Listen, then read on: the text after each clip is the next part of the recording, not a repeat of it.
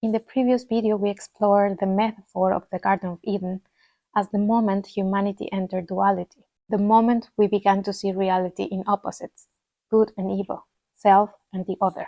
But today's question is a little bit different. If this fall into duality was necessary for awareness to awaken, then how can we stay conscious? How can we move beyond duality without losing awareness? Now, duality doesn't survive because of the world, because it's the way it's supposed to be. It stays like that because of resistance. The moment we entered duality, we rejected what is. We felt shame, we wanted to hide. It was not a real exile from the garden, it was actually a psychological phenomenon that happened when we started rejecting the reality of what was. It was resistance to our experience, because duality is maintained by judgment, by resistance of what is.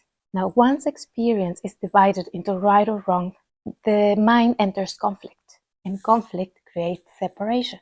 So if resistance, conflict, separation, judgment is what's keeping us in duality, how can we escape duality?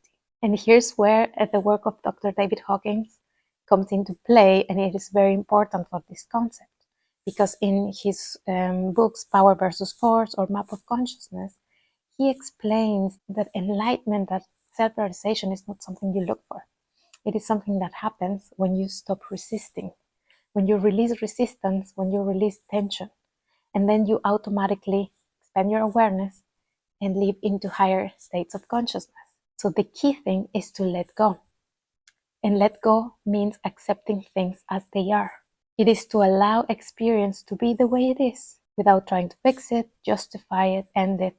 And there's a crucial point about this, and that is duality cannot exist when acceptance is present. So when there's no resistance, there's no conflict. When there's no conflict, there's no separation. And when there's no separation, unity becomes obvious. So in summary, the fall to duality happens through judgment, and the return to unity happens through acceptance.